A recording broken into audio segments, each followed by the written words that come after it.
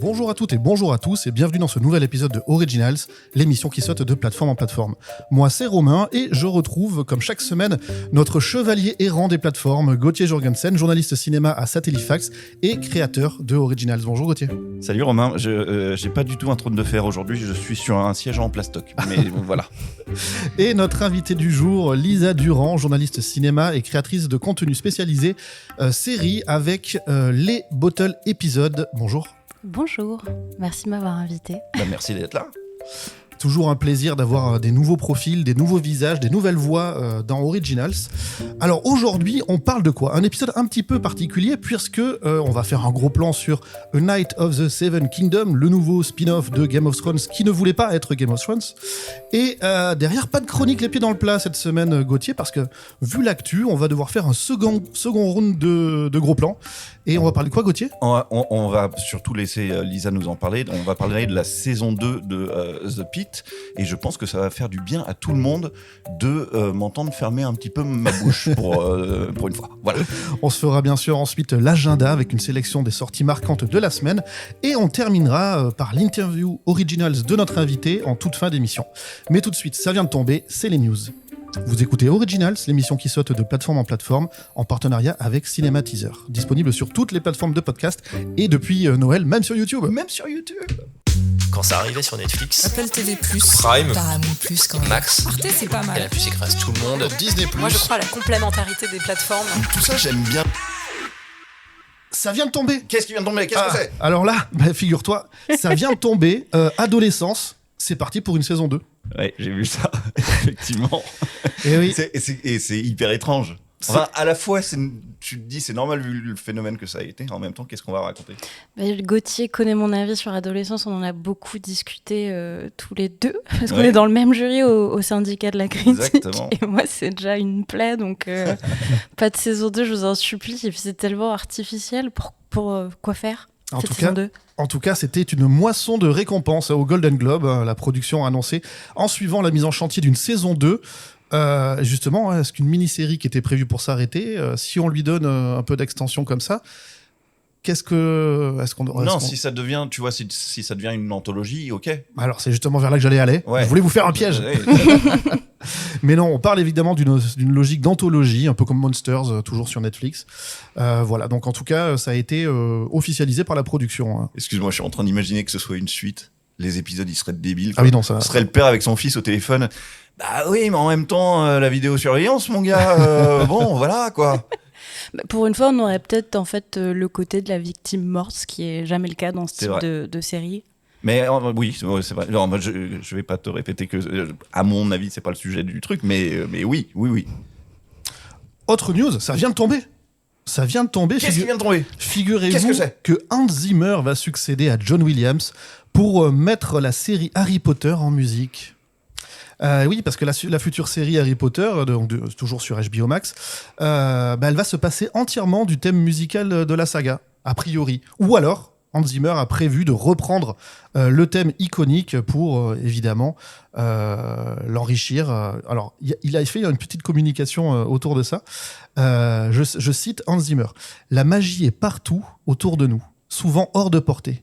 Comme dans le monde de Harry Potter, il suffit parfois de savoir où regarder. » Ouais. Déjà, est-ce qu'elle est magique cette idée de série quand même ? Est-ce que c'est pas un peu poussif de continuer à faire de l'argent sur Harry Potter Oui, mais argent. Alors toujours, on est dans une époque où il y a beaucoup de reboots, de remakes, etc. Les fans du bouquin, dont j'ai certains amis qui font partie, trouvaient que l'adaptation cinématographique avait vraiment coupé beaucoup d'éléments et voulaient voir une adaptation plus proche des écrits originaux. Donc peut-être que c'est ça. Moi, personnellement, ça n'engage que ma vision politique, mais moi, je ne donnerais plus d'argent à J.K. Rowling pour ses sorties transphobes. Elle donne beaucoup d'argent à l'extrême droite et aux politiques transphobes. Donc non, merci, cette série Harry Potter, ça ne m'intéresse pas. Il faut grandir un petit peu, je pense. Moi, j'ai loupé j'étais trop vieux. Et donc j'en ai jamais tellement donné d'argent à Harry Potter, mais mes parents beaucoup. si ça intéresse toujours les nostalgiques d'avoir du Harry Potter, pourquoi pas. Mais moi, ce que j'aimerais qu'on fasse à Hans Zimmer, c'est lui dire on va faire une série Pirates des Caraïbes. Par contre, c'est Jean-Michel qui va reprendre la musique. C'est Jean-Michel Jarre. Et ça sera pas ton thème, on le fout à la poubelle. Mais- Juste, je pense qu'il dirait, mais tu peux pas faire ça, au fait. Peut-être qu'ils vont l'adapter. Hein. C'est vrai que la plupart des grandes sagas ont un gimmick son aussi qui reste ancré. Hein, Mais honnêtement, moi, je pensais que les thèmes d'Harry Potter, c'était John Williams. Au départ, oui. D'accord. Et à un moment, on a switché sur Hans Zimmer. Mais là, c'est la Pour série. news.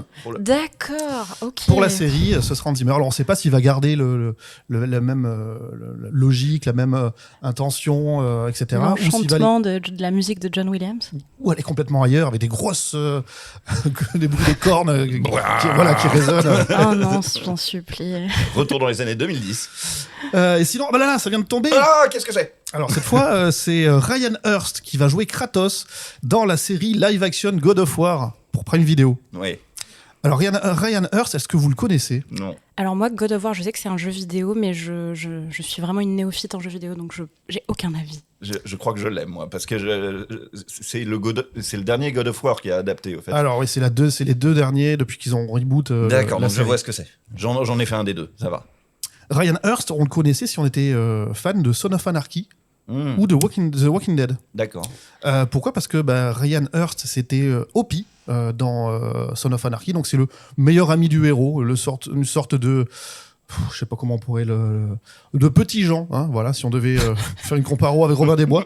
C'est le pote sympa, un peu bonhomme, mais qui casse des gueules parce que ça reste un gros biker de Son of Anarchy. C'est marrant parce que t'aurais pu choisir Dr. Watson, enfin il y avait beaucoup d'exemples et tu t'es dit, moi, petit Jean. Ouais, Mais il y a c'est ce côté casser des bouches quand même. Donc, c'est Ah le oui, terme, oui, oui. c'est Ouais. le thème médiéval de l'épisode, c'est ça, C'est un peu ça. avec le dérivé de Game of Thrones. c'est peut-être ça. En tout cas, tu m'as montré la gueule du gars et je trouve qu'il a la gueule de l'emploi. Mais C'est pas mal. du coup, je sais pas Et du comment coup, ça s'appelle. dans The Walking Dead, c'était le personnage qu'on appelait Beta, hein, donc qui était un colosse monstrueux dans la série, l'épisode avec les chuchoteurs, enfin l'arc avec les chuchoteurs, je crois que c'est saison 7, 8, un truc comme ça. Tu sais où j'ai arrêté? Saison Saison 3, toi. Ouais, Saison 1, je pense, moi. Toi, soit c'est saison 3, je crois, un Ouais, truc moi comme je suis ça. allé jusqu'à saison 3 et puis j'ai mis un genou à terre. Moi, j'ai tout lu, surtout. Ouais, c'est fort. c'est Ah fort, ouais. C'est fort. Et du coup, c'est tout aujourd'hui pour les news. Et on passe tout de suite au premier des Ouais. gros plans de la semaine.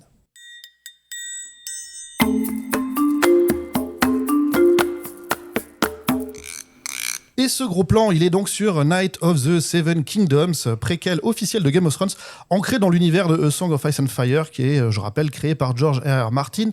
On parle de 6 épisodes, un d'à peu près 3/4 d'heure, puis 5 d'une petite demi-heure.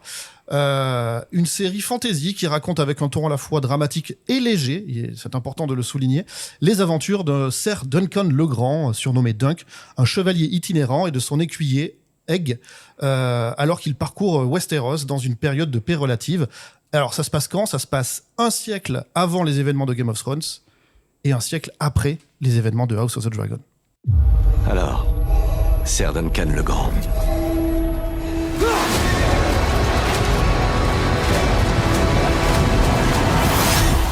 Êtes-vous bon chevalier?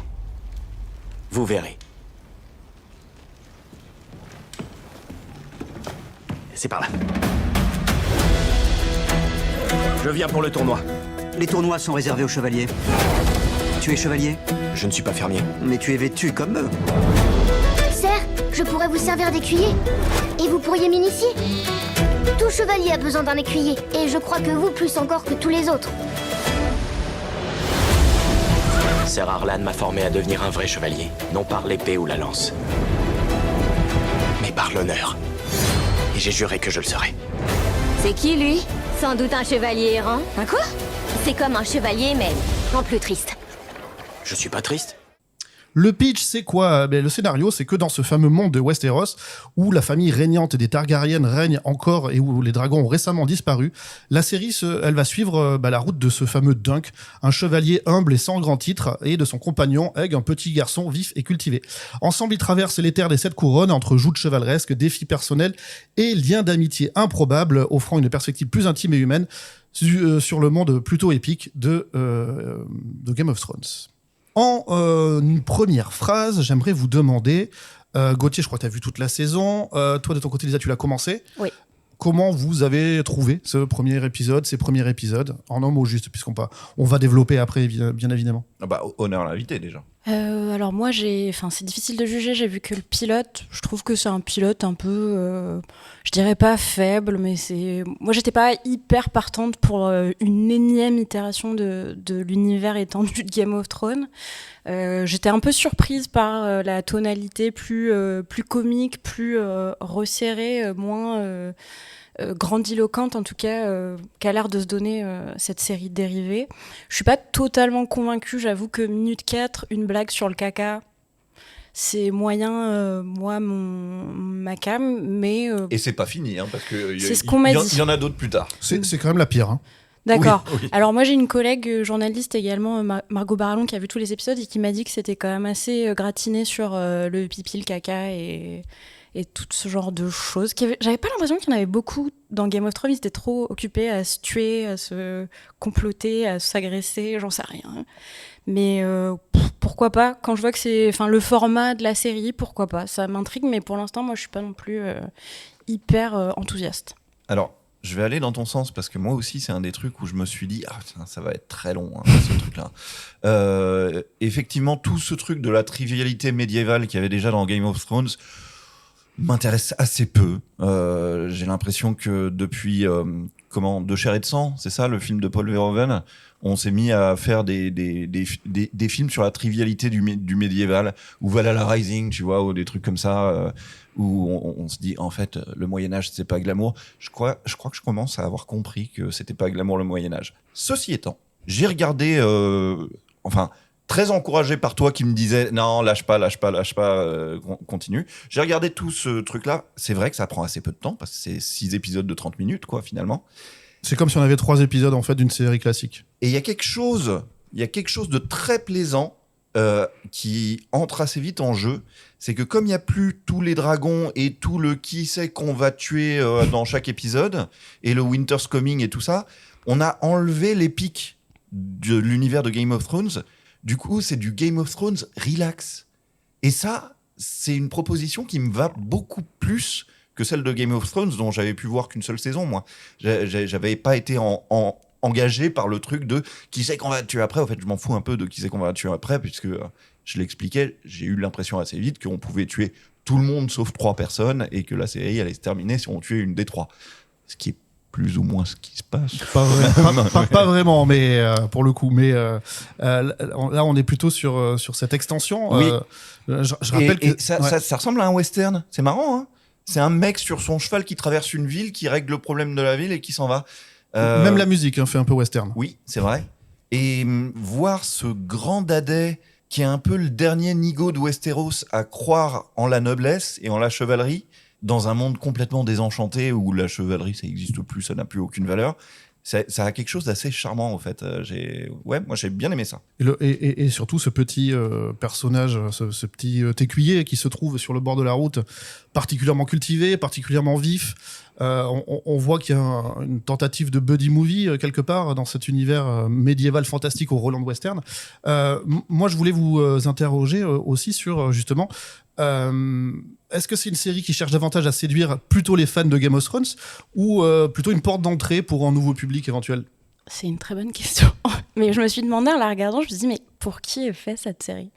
Je sais pas si même les die-hard fans de Game of Thrones, est-ce qu'ils en ont quelque chose à faire de cette histoire qui, comme tu l'as dit Gauthier, quand même manque cruellement d'épique. Moi, ce que j'aimais dans Game of Thrones, c'était vraiment tous les complots politiques, en fait, qui pour moi ont tenu la série un petit peu jusqu'au bout, et tout le reste ensuite est un peu parti dans tous les sens, n'importe comment, les histoires de généalogie compliquées, ce qui marche dans la saison 2 de House of the Dragon. D'ailleurs, la saison 1 était vraiment terrible, rien ne fonctionnait, et la saison 2 en tout cas déployait mieux ses ailes de dragon, si on veut, mais là je me demande pour qui est fait cette série, parce que ça reste quand même Game of Thrones, donc c'est quand même un peu vulgaire, il y a un peu de sexe, il me semble, moins que dans les autres.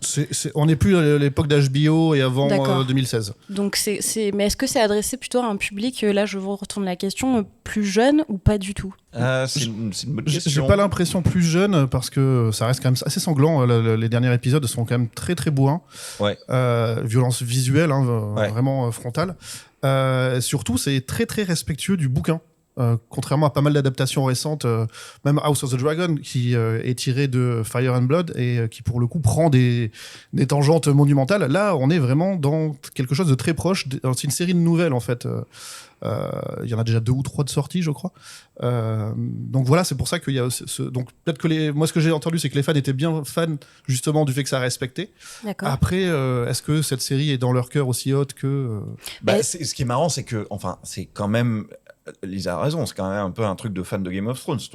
Toi qui es très à jour, tu t'es engagé dedans sans aucun problème. Et tu savais de quoi on parlait, quoi. Oui. Moi, j'ai eu plus de mal parce que je suis pas très engagé dans Game of Thrones, mais finalement, ça s'est bien passé. Après, en tant que retour de spectatrice, moi, j'ai vu les deux. Genre, j'ai vu House of the Dragon, j'ai vu tout Game of Thrones. En effet, quand j'ai mis à la minute 2, je savais exactement où j'étais. Le folklore de Westeros, les noms de famille. Enfin, je parlais de généalogie, mais c'est la famille Baratheon dans le premier épisode. Donc, je voyais exactement la géographie de la série. Ça, c'est clair qu'on n'est pas perdu.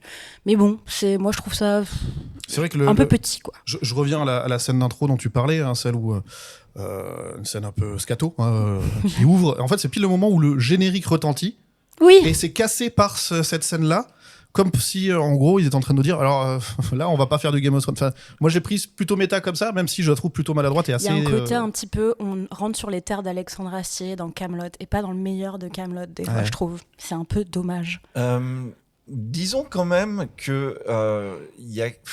Tu vois, par exemple, la violence qui me dérangeait tant dans Game of Thrones, là, la violence qui apparaît vers la fin de la série, je la trouve beaucoup plus justifiée parce que, justement, cette violence va devenir le prix de la chevalerie qui a disparu, si tu veux.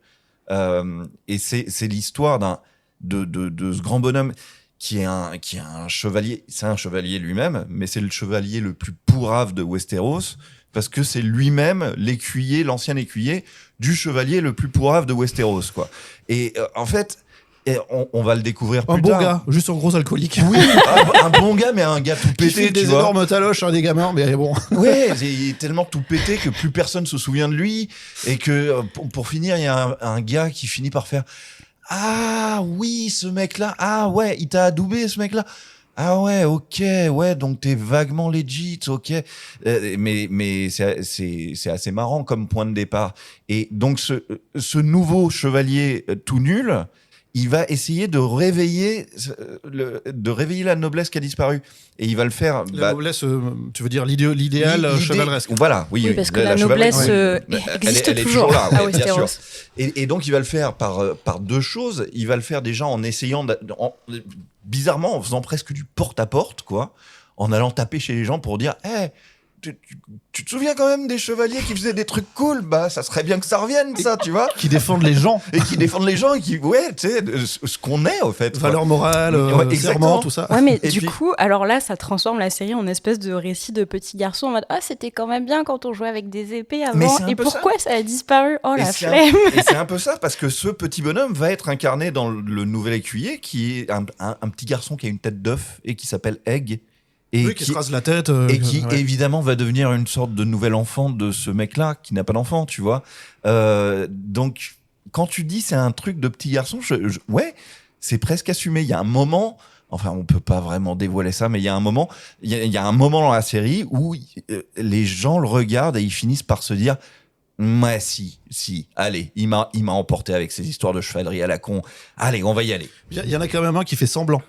Oui. Au pire moment où on se dit il fait un énorme discours, faut imaginer le discours d'Aragorn dans Le Seigneur des Anneaux, enfin un truc un peu épique. Faut même et tout, comme imaginer le discours d'Al Pacino dans un après-midi de chien. Non, pas un après-midi de chien, un dimanche. Un dimanche en enfer. Un dimanche en enfer, ouais, c'est ça. Le film de football américain. Ouais, le mec qui est dans les foules, le mec qui est dans le vestiaire et qui les réveille parce Pullman que. dans Independence Day, si on veut. Ouais, oui, voilà. si tu veux, c'est ça. Le niveau de l'épique, c'est le seul moment où le mec il essaye de faire un truc épique pendant toute la série, tu vois. Et là, il y en a un qui se lève, tout le monde dit waouh, c'est le mec super balèze et tout, et puis là il fait bah non, j'y vais pas. C'est ça. Mais c'est marrant parce que dans Game of Thrones, le second degré, ça existe quand même pas énormément. Enfin, c'est sarcastique. C'est sarcastique. Avec Tyrion notamment, et il y a beaucoup de jeux de verbal, mais c'est pas du tout une série de second degré. Alors que là, c'est très c'est plutôt léger. Hein. C'est presque une il est comédie. très assumé. Il y a même un truc de second degré qui On dit est dramédie très bien aujourd'hui. fait dans le montage, c'est qu'il fait des mini flashbacks par exemple, quand le mec explique qu'il était l'écuyer d'un très bon chevalier, qu'ils avaient de très bons rapports, t'as un mini flashback sur l'autre, tu lui fous une tatane dans sa gueule, et puis voilà, quoi. Non, bonne proposition, difficile de s'y mettre, et une fois qu'on y est, moi, ça m'a plu. Moi, je trouve que le duo fonctionne bien après. Mais... Je suis un spectateur bizarre de Game of Thrones. Mais en tout cas, pour ce que j'ai vu, moi, pour l'instant, ce qui est plutôt agréable, c'est que Game of Thrones est surtout connu pour ses VSS, en fait, ses violences sexistes et sexuelles. Il y a énormément de viols dans Game of Thrones. Et là, pour l'instant, je me suis dit, ouf, 40 minutes sans quelqu'un qui se fait agresser. Merci. Ouais. Parce que moi, j'ai passé toute ma vingtaine à voir ça. Et j'avoue que j'avais pas très envie de le... Enfin, ça se passait dans House of the Dragon aussi. En plus, il y a de l'inceste dans House of the Dragon. Mais j'étais un petit peu soulagée de ne plus être confrontée à ce genre de problématiques. Et je trouve que la série, en tout cas dans le pilote, elle en pose d'autres, notamment sur... tu parlais de retrouver la noblesse un petit peu et du roman de chevalier et tout. Mais il y a aussi cette noblesse westérienne, je sais pas comment on pourrait dire, qui est complètement... presque, c'est un peu la bourgeoisie en fin de race. Ils sont tous là. Les dégénérés sont toujours là. Oui, voilà, oui. Ils font des jeux. Politiquement, c'est quand même assez violent. Les pauvres restent pauvres. Il n'y a plus d'espoir. Ça reste très féodal. Hein. Voilà, et ce mec-là vient et a clairement envie de noblesse, d'aventure aussi, comme souvent les protagonistes principaux de séries et de romans. Mais oui, la série, en tout cas, j'ai l'impression, moi, pose un petit peu ce constat-là que House of the Dragon et Game of Thrones posaient quand même en fond. C'est aussi les habitants de Westeros et des autres royaumes par-delà la mer et tout, comment ils vivent au milieu de nos personnages principaux qui la plupart du temps sont quand même des énormes bourgeois et des rois ou des reines, et comment eux ils meurent de faim et ils font des guerres auxquelles ils ne croient pas, mais s'ils font pas la guerre ils sont écartelés en fait par principe juste. Moi je pense que tu as raison, que côté production il y a dû y avoir un papier qui a traîné pour rappeler à tous les scénaristes, s'il vous plaît, côté politique, faites discret, histoire qu'on se prenne pas un énième shitstorm sur Twitter, là, et évitez les trucs trop problématiques et tout ça. C'est le sentiment que ça donne un petit peu, cette série. Pour le coup, il n'y en a pas dans le livre non plus. C'est vraiment beaucoup plus léger. Ouais. Le ton est plus aventureux, au sens un peu candide de la chose. Et il y a aussi autre chose, c'est que tout c'est très très forcé sur les violences sexuelles et ce genre de choses. C'est très très inhérent à la série HBO. Beaucoup plus que dans le livre. Il y en a dans le livre, mais c'est vraiment beaucoup plus fort dans la série télé que dans les romans, par exemple. Moi, le seul truc que je me suis dit à la fin, quand ça se termine, c'est pourquoi ça serait qu'un truc. Pourquoi ils en feraient pas des saisons ? C'est peut-être prévu. C'est peut-être un d'accord. Il y en a 3 pour l'instant. On attend de voir si argent. Succès, saison 2, il y aura. C'est succès. En tout cas, voilà, il y a quand même des trahisons, il y a quand même des combats, même si on est dans des escarmouches, il n'y a pas de grandes batailles qui mettent en jeu le destin des royaumes et des peuples. Mais il y a quelque chose, j'aimerais juste ajouter mon dernier point, il y a quelque chose d'assez joli, en tout cas dans le pilote, justement, c'est le spectacle vivant à l'époque médiévale. Là, dans le pilote, il y a toute une partie où il y a une jeune femme qui conte une histoire. Les dragons ont disparu, mais elle fait ça avec des marionnettes, et la marionnette est assez magnifique. Et Game of Thrones le faisait de temps en temps aussi avec les moyens de spectacle vivant de l'époque, c'est-à-dire beaucoup de marionnettes quand même. Et ça, c'est assez chouette. Moi, j'aime bien ce genre de choses. Si tu continues, si l'envie de je vais la voir. Moi, je suis complétiste. Je finirai. Tu verras que ce personnage est l'étincelle de départ de l'élan de chevalerie qui va... Une femme, encore, pour motiver le héros. Et du coup, moi, voilà, ça m'a rappelé aussi un petit peu The Mandalorian pour ce côté du héros et du petit à côté. C'est vrai que ça... et le côté western. J'y ai pensé aussi. Et comment elle s'appelle cette série de films, Baby Cart ? Oui, aussi. Oui. Dans le Chambara, oui, c'est encore... Oui, même dans Game of Thrones, il y a toute une partie où c'est le limier et Arya qui font chemin, quand même. Il lui apprend, avant qu'elle rejoigne l'ordre des personnes sans visage, là, ils font quand même un bout de chemin ensemble. Oui. Et c'est pas mal, ça, dans Game of Thrones. C'est un grand moment du livre 3, je crois, et donc de la saison 2 ou 3, je sais plus. Et puis, il est pas mal, ce tandem, parce que le petit garçon, parfois, lui répond des trucs de bon sens, et puis l'autre, il fait « Ah ouais, j'y avais jamais pensé, tu vois. » Enfin, tu vois, c'est assez marrant. Ça s'appelle A Night of the Seven Kingdoms. C'est disponible depuis le lundi 19 janvier sur HBO Max. Et je vous propose sans transition de passer directement à la suite, puisque l'actualité étant très riche, on bouscule nos habitudes pour parler cette fois d'un second gros plan.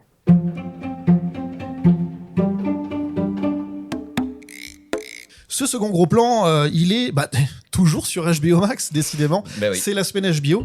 Mais cette fois, on parle de The Pitt. Alors, on va parler de la saison 2 parce qu'elle fait l'actu, mais on n'avait pas pu parler de The Pitt en saison 1 convenablement, donc c'est ce qu'on va faire. On l'avait fait un petit peu, on avait fait une reco dessus. Ouais. Parce que je m'étais quand même foutu un coup de pied au derrière, je sais plus, j'avais fini par regarder tout ça et trouver ça effectivement assez redoutablement efficace.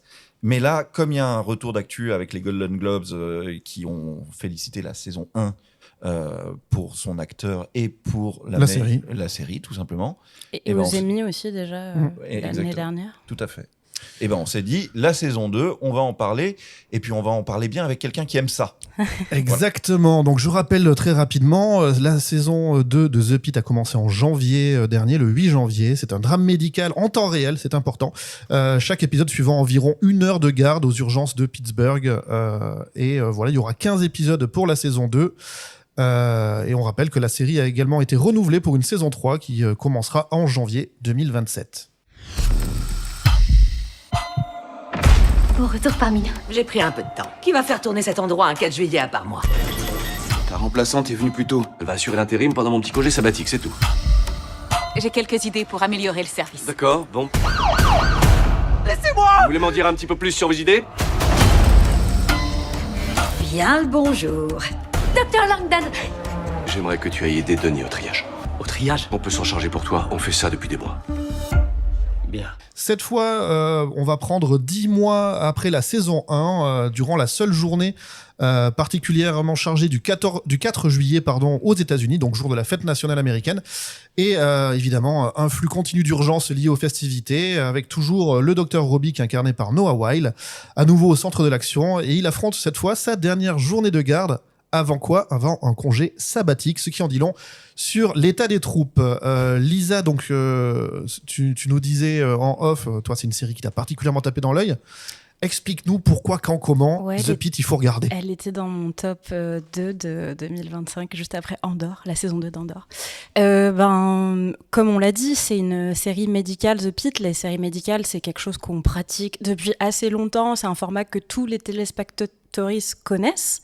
La particularité de The Pitt, c'est qu'en effet, elle se passe en temps réel, un peu comme le faisait 24 heures chrono, à peu près, à l'époque, pour ceux qui regardaient il y a 25 ans. 2000.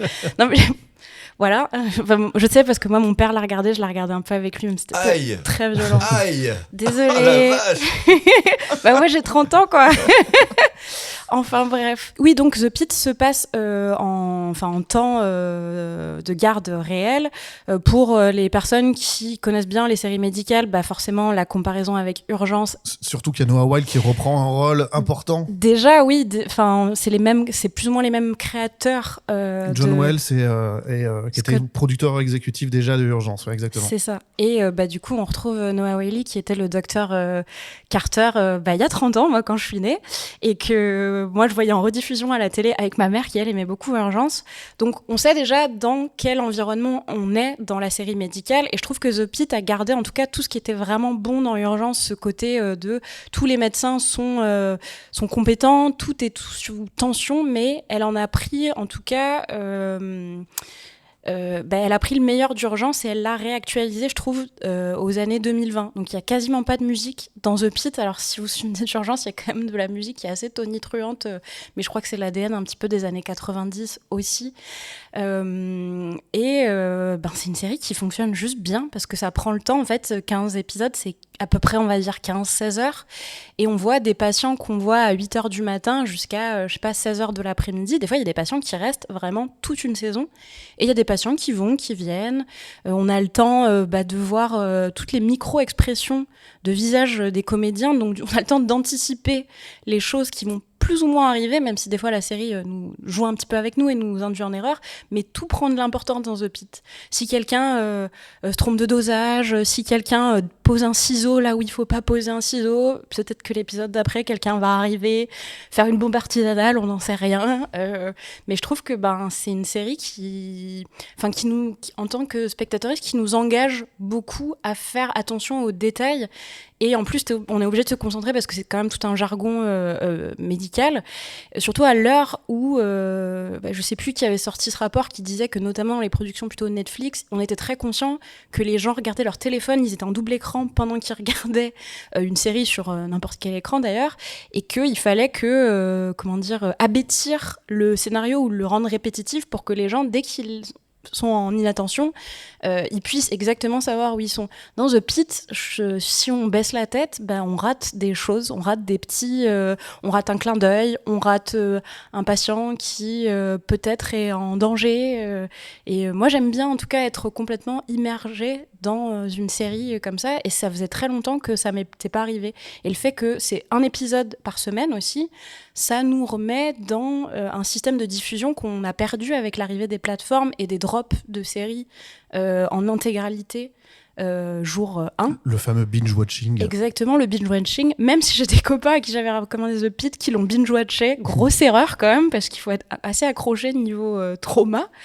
Mais ouais, voilà, moi ça me plaît, le format de diffusion un peu rétro me plaît. Je trouve que c'est une série qui est très bien faite, c'est une série qui est très précise, qui est bien jouée. On parlait de Noah Wyle qui est un vrai vétéran de la télé, mais tous les jeunes comédiens, comédiennes, ou même les seconds rôles, quelqu'un comme Sean Atozzi par exemple, qui joue le Dr Abbott dans la première saison, c'est des gens assez exceptionnels, quoi.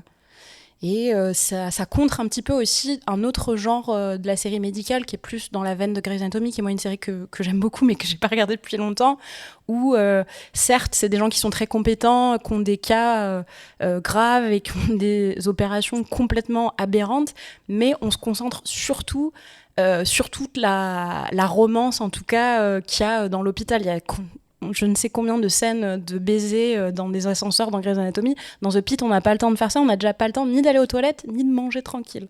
Oui, donc forcément, ça passe au second plan. Tu disais, la série The Pitt, ça parle autant du système hospitalier que des patients.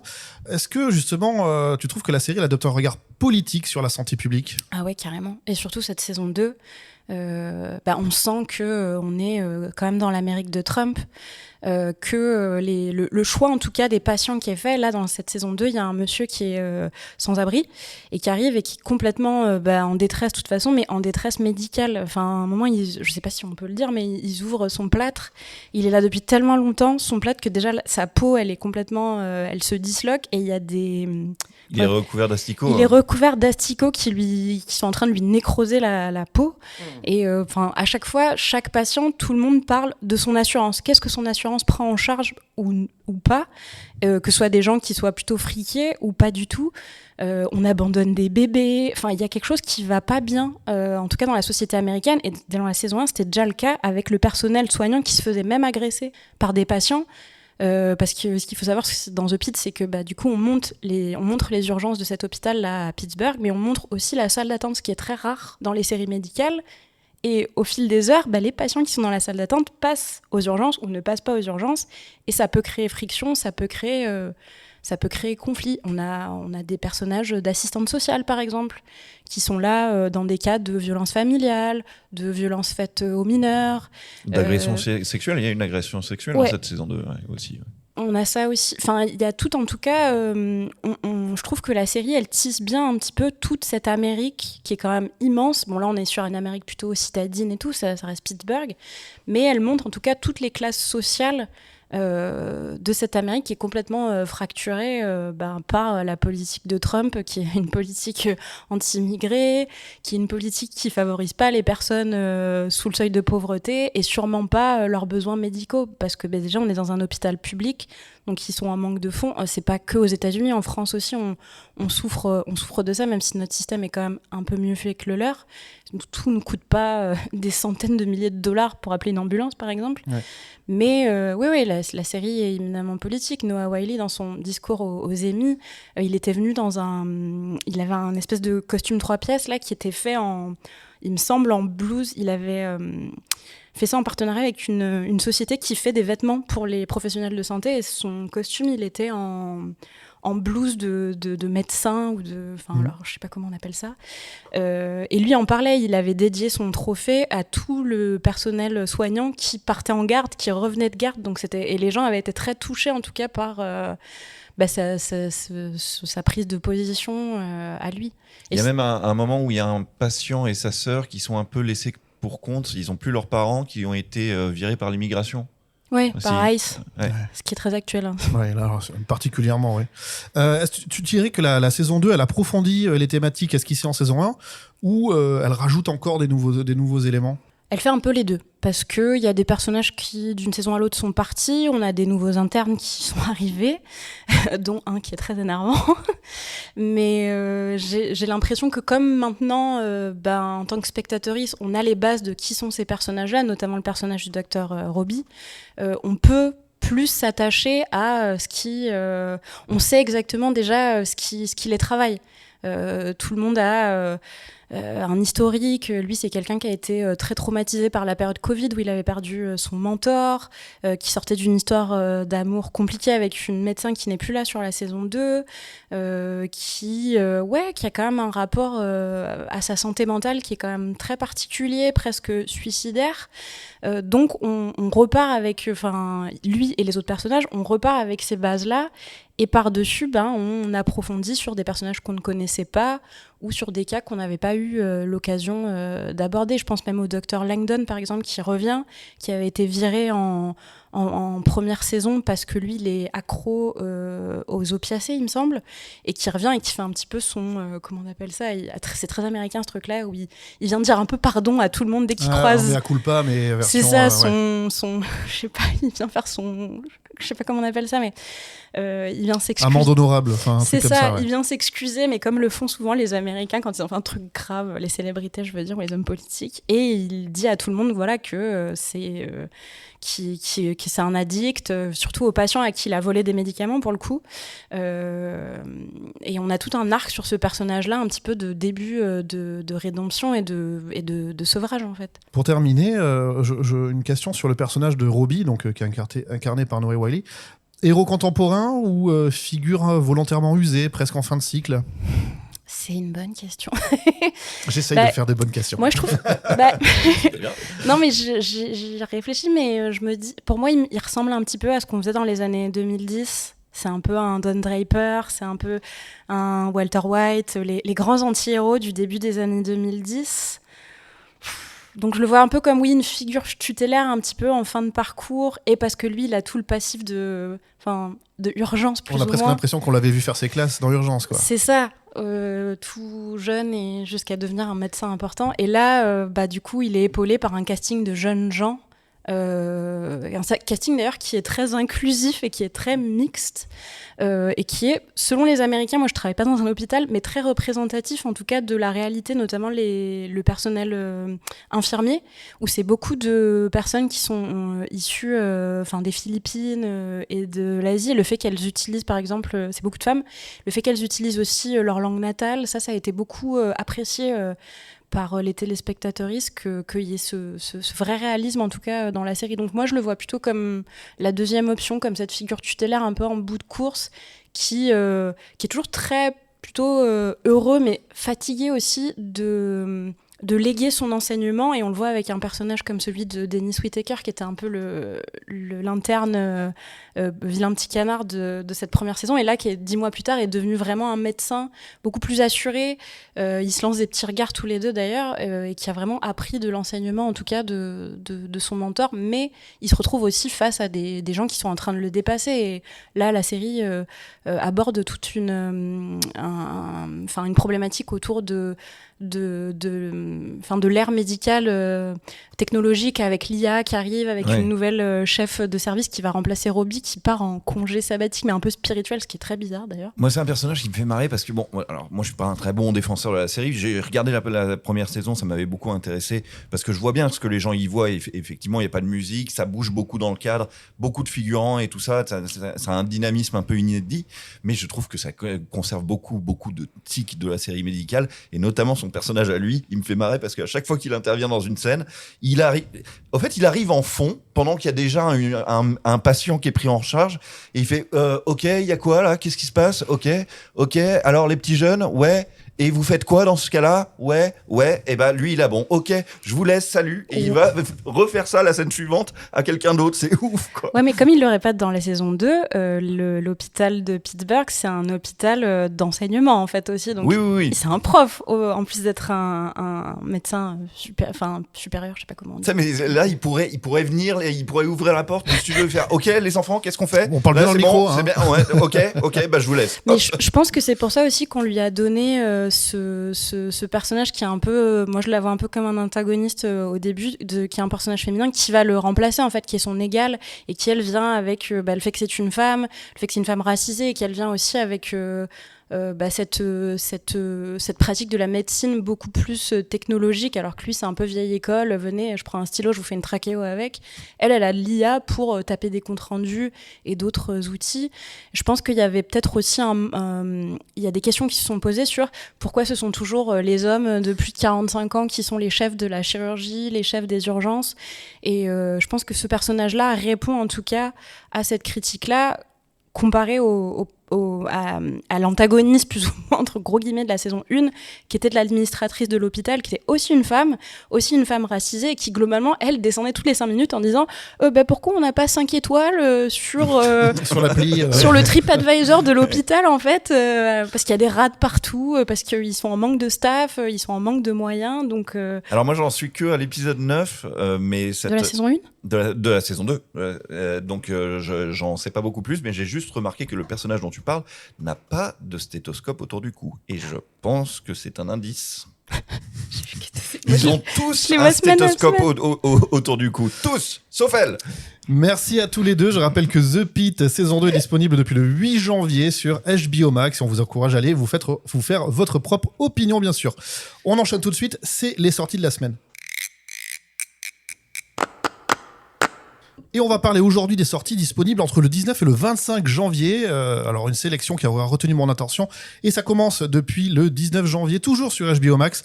Une série française en 4 épisodes, une série dramatique et sociale qui sera diffusée sur France 2 d'ici quelques semaines. Ça s'appelle L'affaire Laura Stern et c'est emmené par Valérie Bonneton. Et de quoi ça parle ? Ça parle de cette fameuse Laura Stern qui est une pharmacienne et mère de famille engagée, fondatrice de l'association Femmes Debout qui accompagne les femmes victimes de violences. Et son quotidien bascule lorsqu'elle assiste impuissante au meurtre d'une adhérente de son association. Profondément traumatisée par ce féminicide et révoltée par l'inaction de la justice et des forces de l'ordre, elle franchit la ligne interdite.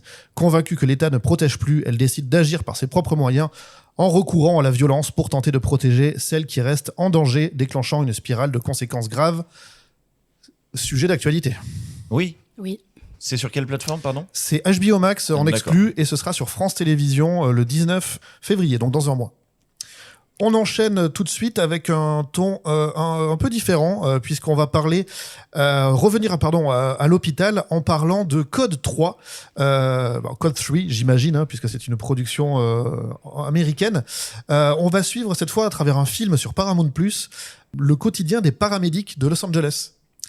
Et donc cette fois, c'est encore un programme qui a des logiques similaires avec The Pitt, puisqu'on est sur une période de 24 heures intense, et on va assister 2 paramédics qui sont un peu surmenés, l'un est expérimenté, l'autre un peu moins, et ils affrontent une série d'urgences médicales et de rencontres absurdes, évidemment, mêlant crise humaine, qui les testent aussi bien physiquement qu'émotionnellement.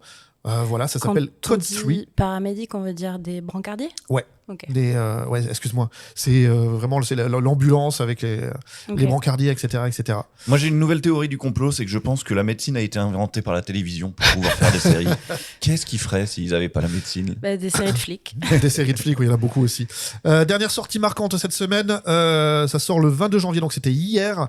11 épisodes sur Disney+, ça s'appelle The Beauty, c'est une série d'horreur dramatique, un thriller de science-fiction produit par FX, avec 3 épisodes disponibles dès le 22 janvier. C'est quoi ? C'est tout simplement la nouvelle série de Ryan Murphy avec un casting 4 étoiles, puisqu'évidemment il y a les habitués de la maison, Evan Peters, Rebecca Hall, mais il y a aussi du Ashton Kutcher, du Anthony Ramos, et plein de gens qui sont pas du tout issus du monde des séries. Du Ryan Murphy Universe. Du Ryan Murphy Universe, puisque en tête il y a la supermodèle Bella Hadid, mais aussi pas mal de personnalités qui gravitent dans les univers du luxe et du spectacle. Le pitch, c'est quoi ? C'est que dans un monde où les supermodèles meurent dans des conditions horribles, 2 agents du FBI sont envoyés à Paris pour enquêter sur ces décès mystérieux. Et ce qui commence comme une investigation devient une course internationale entre Paris, Venise, Rome et New York, à peu près là où il y a de la Fashion Week, lorsque les enquêteurs découvrent une conspiration impliquant un virus sexuellement transmissible qui transforme les personnes ordinaires en version parfaite d'eux-mêmes, mais avec des conséquences terrifiante. Ça sent un peu The Substance Light. Et pardon, ces agents du FBI, c'est quoi leur budget voyage ? Ils ont des miles Air France ? Qu'est-ce qui se passe ? Je pense qu'ils ont des miles. Ou alors ils ont voulu quitter les États-Unis. En tout cas, spoiler alert, moi je l'ai déjà dit à Romain, mais on garde un œil sur cette série, on verra ce que ça devient, et s'il faut, on vous fera un épisode d'Originals dessus. Ryan Murphy, créateur hyper important de la télévision américaine, mais moi j'ai un peu une relation, comme beaucoup de gens, je pense, d'amour et haine avec lui, parce qu'autant il a fait des séries absolument géniales et fondatrices pour la télé américaine, autant il fait aussi d'énormes bouses, quoi. Ouais. Ça lui arrive. Et là, on sait pas. Comme Holzfer, par exemple. Grotesquerie. Ouais. Et du coup, voilà, on sait pas sur quelle tranche ça va tomber, enfin sur quel côté de la pièce ça va tomber. En vrac, très rapidement, il y a aussi un doc sur Mel Brooks sur HBO Max. On a aussi Steel, un thriller en 6 épisodes sur Prime Video, emmené par Sophie Turner. On a aussi l'arrivée des Borgia, de tout New York Unité Spéciale sur Prime, ainsi que Les Gouttes de Dieu, saison 2 sur Apple TV+. Et France TV, non ? Juste après. Ce sera tout niveau sortie. On enchaîne directement avec l'interview Originals de notre invité. Lisa, je te rappelle le concept. Oui. 10 questions en moins de 5 minutes pour mieux cerner quelle utilisatrice de plateforme tu es. Oh là là. Est-ce que tu es prête ? Ouais. Ok, on commence tout de suite. Quel est ton premier souvenir de plateforme ? Mon premier souvenir de plateforme en série ou la plateforme elle-même ? Premier souvenir. Je pense que c'est Stranger Things quand j'ai eu un abonnement Netflix. C'est la réponse il y a 10 ans. On est nombreux. Ouais, on est nombreux. Est-ce que ta conso cinéma a changé depuis l'arrivée des plateformes ? Pas vraiment. Est-ce que tu regardes des contenus sur ton téléphone ? Jamais de la vie. J'ai envie de tuer les gens qui font ça. Vous êtes fous. Pourquoi ? Expliquez-moi. Et en x2 ? Oh non. Non, soit... les plateformes, ça devrait être comme au cinéma. Si on doit s'ennuyer, on s'ennuie. Quel est ton binge award, c'est-à-dire le pire tunnel de visionnage non-stop ou l'heure la plus tardive à laquelle tu t'es couché pour finir une série ? Je pense que c'est quand Peaky Blinders est arrivé. Je crois que je l'avais regardé en illégal, mais BBC avait tout droppé, je crois. Et j'avais tout. Après, c'est 6 épisodes, hein, mais j'avais tout regardé d'un coup. Et la première saison, elle m'a laissé un souvenir incroyable. Et après, ado, sinon, j'ai découvert les séries tard le soir, donc les séries tard le soir devant Arte, quoi. Est-ce que tu regardes ta watchlist ? Oui, régulièrement, parce que je regarde énormément de séries comme vous deux, je pense. D'accord. Première personne qu'on entend dire qu'elle regarde sa watchlist. Félicitations. Ah, quand vous dites regarder ma watchlist pour me souvenir où j'en suis dans les épisodes ? Non, juste les trucs que tu mets dans ta watchlist. Des fois, on met des trucs dedans et... En se disant je le regarderai plus tard, au fait, on le regarde jamais. En général, oui. Ouais, et j'utilise une appli de tracking comme tout le monde, je pense. Ouais. Est-ce que tu serais capable de nous citer un truc qui est dans ta watchlist, mais que tu sais que tu ne regarderas jamais ? Non. Après, si tu t'en as rien qui vient... Je sais pas, j'imagine une énième série du Taylor Sheridan Universe, le mec qui a fait Yellowstone pour les gens qui série que... Tulsa-King, dont je parle souvent ici. Série de papa. Hein, moi, mon père, il a regardé genre 1923, ce qui est hyper violent, et 1881. J'ai vu ça de loin et j'ai fait non.